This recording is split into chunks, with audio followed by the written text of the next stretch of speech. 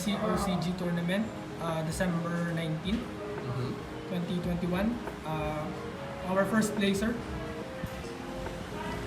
Hello there, my name is Jokas Mabini, and I played the Live Evil Twin deck, and I'm gonna share my deck profile. So I run 3 of these, Live Twin Lila and Live Twin Kisikil. They're basically your openers. They both have similar effects. If you normal or special summon one of them, you can special summon the other from the deck. And they also have the effect that if your opponent must pay 500 life points if they're gonna attack while Lila is on the field, and you will gain 500 life points if Kisikil is on the field. Those 2 effects are not really important. What's important is that they special summon each other from the deck. And then I also run 2 copies of Live Twin Kisikil Frost. Now Frost is very good because if she's in your hand and you control a Lila monster, you can special summon it from your hand.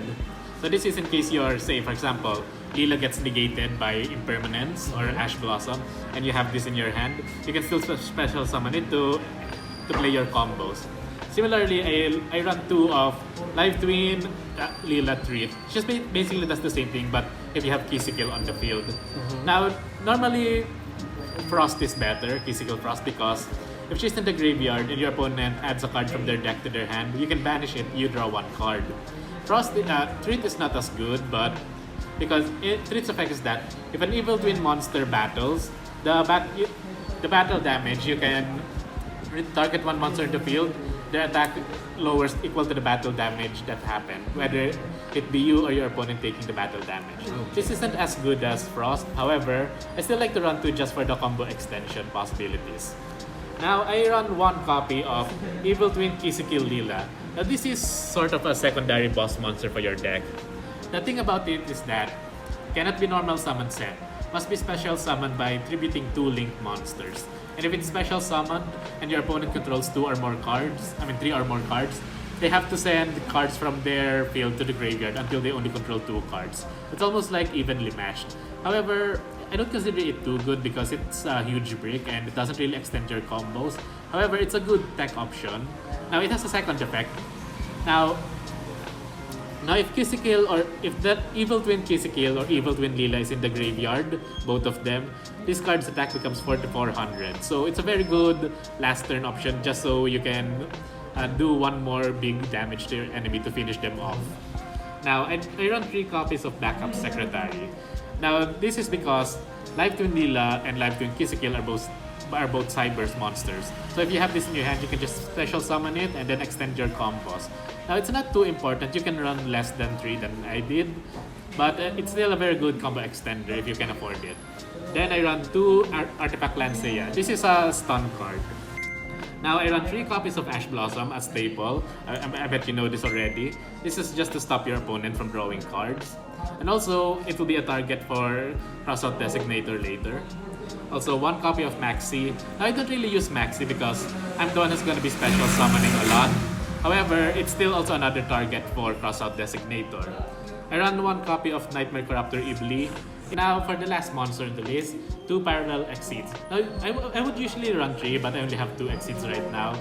Basically, what this does is, if you link summon, which you would do a lot, you can special summon it from your hand. And if you special summon it from your hand to zone a link monster points to, you can special summon the second copy straight from your deck. Now, they become level 4 monsters when summoned this way, and they lose 1000 attack and defense. The important thing here is they become level 4. So you can actually use the rank 4 toolbox with these 2 Exceeds. Now, you can either use them as Exceeds monsters or just another combo extender because they work with another good card in this deck. And now that's all the monsters, and we'll move to the spell and trap cards. The spell and trap cards, I run 3 copies of Live Twin Trouble's Sunny Snitch. Now, this is a very good card. This is basically just a searcher for any of your Live Twin monsters. And it also has an effect that if your opponent normal or special summons while you control an Evil Twin monster, they take 200 damage.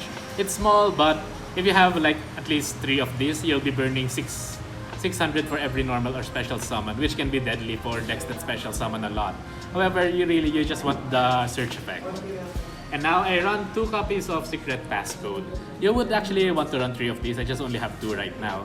Now this basically searches any spell or trap card, live twin spell or trap card.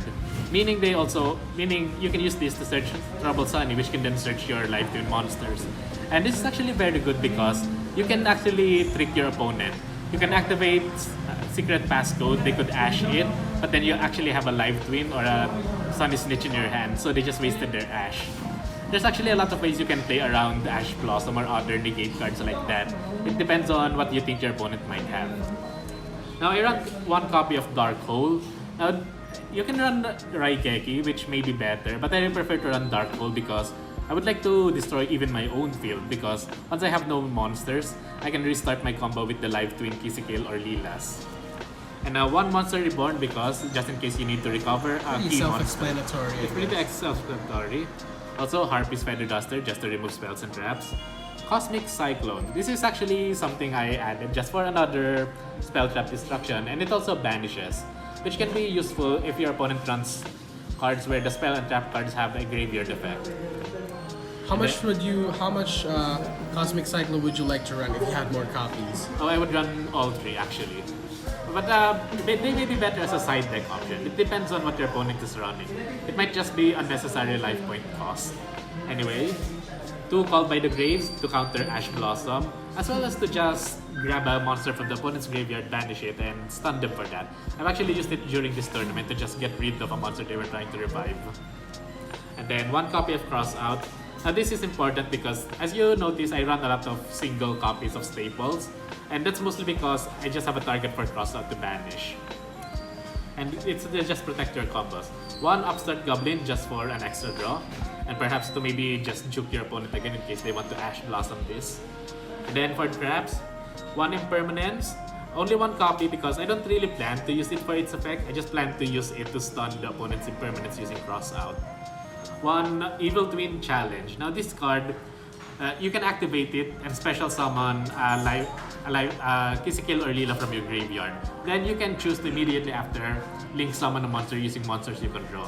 Now you can choose not to do that. Sometimes I just do this, summon Kisikil, and using her quick effect, I can get a Lila. We'll talk about those later. And then Solemn Judgment just to stop spell traps or a summon, and Solemn Strike to stop a monster effect. Okay, now we'll be moving to the extra deck.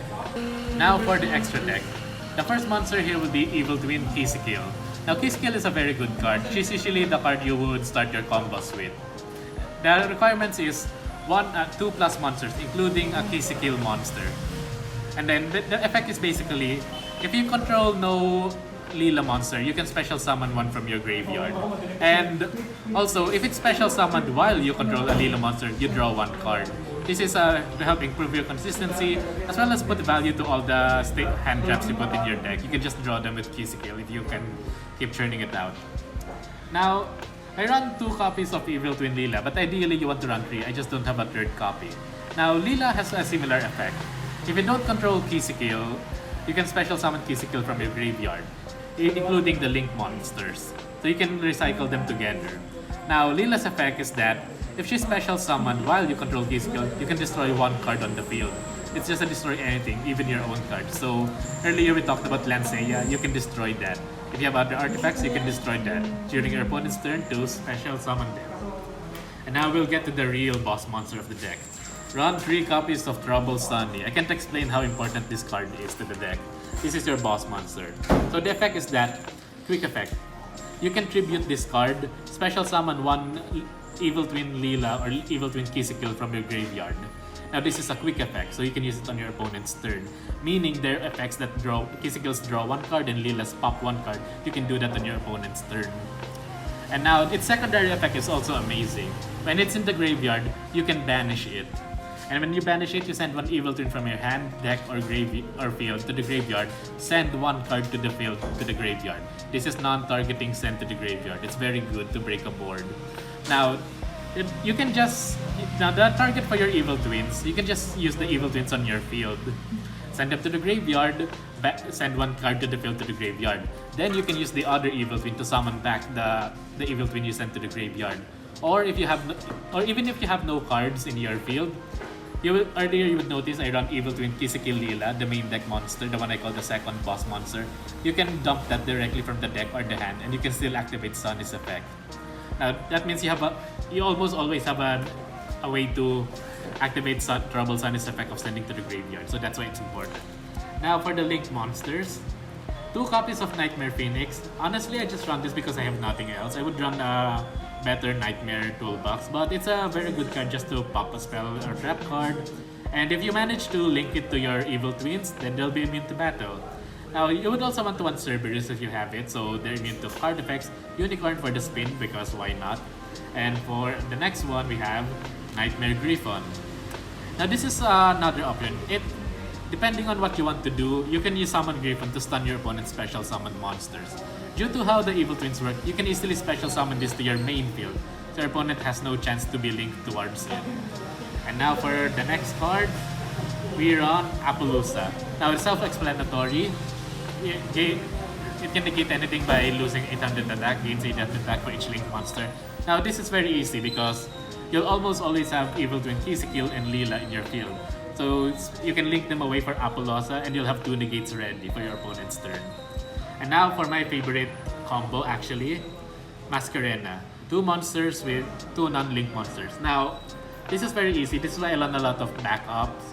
The Kisikil, Frost, and Leela Treat, the Parallel Exceeds. Basically, you have a lot of main deck monsters that you can swarm, and then you go into Masquerena.